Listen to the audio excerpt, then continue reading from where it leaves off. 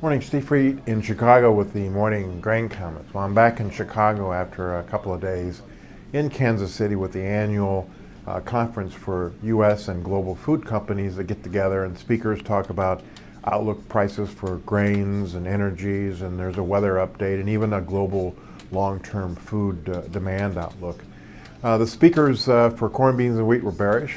In the beans, it's all about the numbers and the transition going from the tight U.S. old crop situation to a more favorable and bigger supply situation, weather permitting, in 2014 and 2015. The speakers were also bearish corn, thinking that we'll get a good crop and increase the carryout. Obviously, the big difference there is how big the crop is going to be and what kind of yield we're going to get. And then wheat, they kept talking about, even though we've got a smaller U.S. wheat crop this year, globally we have enough supply and world prices are still below U.S. prices that could pressure wheat prices. Overnight, we had a little bit of a bounce in prices from yesterday's losses led by nearby beans. I think the market's looking at maybe there might be a little pricing by end users on the market, might be a little bit short covering after this steep drop in prices. And we're also looking for the April census data to come in for beans that might actually show a little bit lower imports than what we need to meet the supply. Weather-wise, yesterday there's some rains in Nebraska and Iowa. Today these rains are moving through Illinois and Indiana.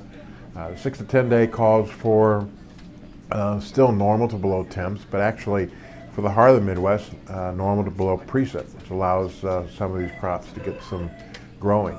The 8 to 14 day is still looking for normal to below temps and normal to above precip. So if I'm a corn and soybean plant, this is a very favorable outlook for crops and could continue to weigh on prices. Also at the meeting, long term, they were talking about good food demand growing as GDP worldwide grows, and the key is will supply keep up with demand. A lot of talk about sustainability and consumers wanting to know where the food is coming from and the quality of that food and make sure that it's safe. So some big challenges for U.S. and global food companies in that area. So in general, the market's on the defensive. Funds are still long and slowly getting out of those long positions, and as long as the weather is mostly favorable here in the United States, you should see a little bit lower prices. As always, these are my thoughts, not those of ADM or ADM Investor Services, and have a safe and profitable trading day.